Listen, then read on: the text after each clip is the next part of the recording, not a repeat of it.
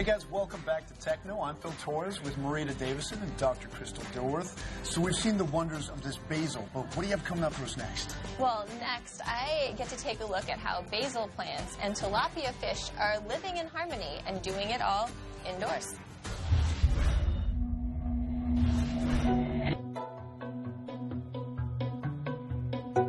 For most of us, these are the images that come to mind when we think of farms. Rows of produce spanning out to the horizon, farmers using machines to fertilize their crops. But at this warehouse farm outside of Chicago, the rows go up, and fish do the work of fertilizing the produce. 1, 2, 3, go.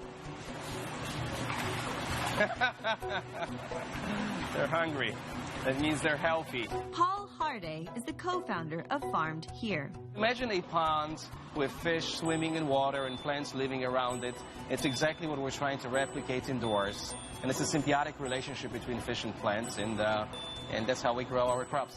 These fish are part of an aquaponic growing system. The water from these tanks, complete with fish waste, flows through a system of filters. There, natural bacteria will break the waste down into nitrates before the water is cycled to the plants. Nitrates are the most available plant foods on the planet.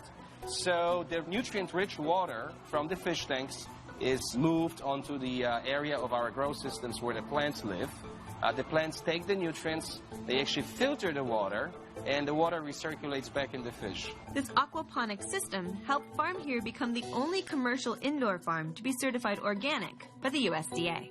Do you need to add any other supplements, or do the fish provide all of the nutrients? Depends on type of crops that we grow. Our focus at this point is leafy greens. We grow basil, arugula, kale, variety of salad mixes, but we also had very successful trials with tomatoes, strawberries, and more heavy feeding plants. So at times you need to supplement. It's more like taking vitamins that both of us could take. It's kind of the same process. Produce harvested in this 90,000 square foot warehouse is destined for the shelves of more than 80 grocery stores in the Chicago area.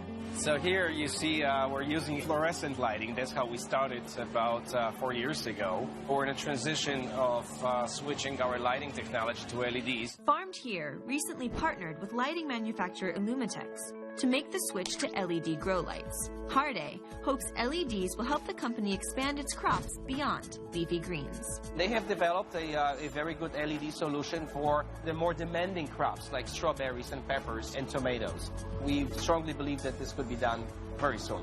Right now, the fish are here merely to help you with the growth of the plant crops, but are you going to start farming the fish too? Yes, we will. Eventually, we're going to start farming the fish and selling fish. Actually, we already had some success selling fish to local restaurants. And as our scale grows and we have more fish to sell, we hope to sell them to supermarkets as well.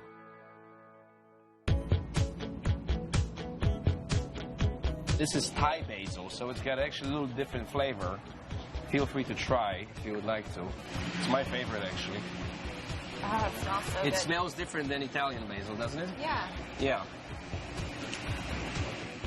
Right now, there are only a handful of commercial indoor vertical farms in the United States, like FarmedHere. Traditional farming for commodity crops is still going to be there for a long, long time. But you have to look at the economical equation, because farming is technically subsidized. What would be the real cost of traditional farming?